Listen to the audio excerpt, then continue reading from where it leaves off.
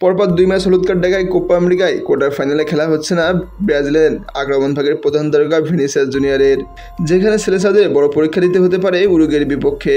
এমন ম্যাচে ভিনিকে না পাওয়া ব্রাজিলের জন্য বড় ধাক্কা বটে।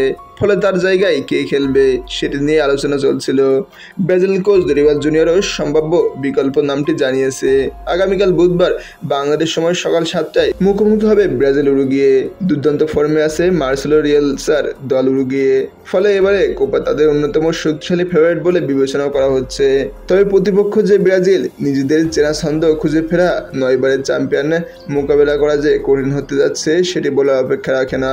ম্যাচটিতে লেফট উইঙ্গার ভিনিসিয়াসের খেলার সুযোগ না থাকায় তার বিকল্প ভাবতেই হতো। সে জায়গা কোচ দরিভাল তরুণ এনরিক ফিলিপকে খেলানোর ইঙ্গিত দিয়েছেন, যিনি পালমেরাসের আলো ছড়িয়ে কোপার পর রিয়াল মাদ্রিদ যোগ দেওয়ার অপেক্ষায় আছেন। এর আগে ব্রাজিলের হয়ে বেশ কয়েকটি ম্যাচ খেলে ফেললেও শুরুর একাদশে ছিল না এনরিকের নাম। এবার রাফিনহা ও রদ্রিগোর সঙ্গে প্রথম একাদশে এই বিস্ময়কর বালকের সুযোগ মিলতে যাচ্ছে। আসন্ন উরুগুয়ের ম্যাচের আগে ব্রাজিলের কোচ দরিভাল বললেন, আমি আশা করি আমরা গোল করার পথ খুঁজে পাবো। পুরো দলের নিবেদনে আক্রমণ ভাগের খেলোয়াড়রা সেই সুযোগটি পান এবং তাদের ভালোভাবে ফিনিশিং দিতে হবে। এভাবে প্রতিপক্ষের সীমানায় ক্রমাগত আক্রমণ ছাড়া ভিন্ন কোনো উপায় নেই।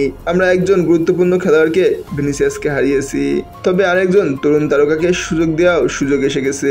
কে জানে সেটাই এনরিকো হতে পারে।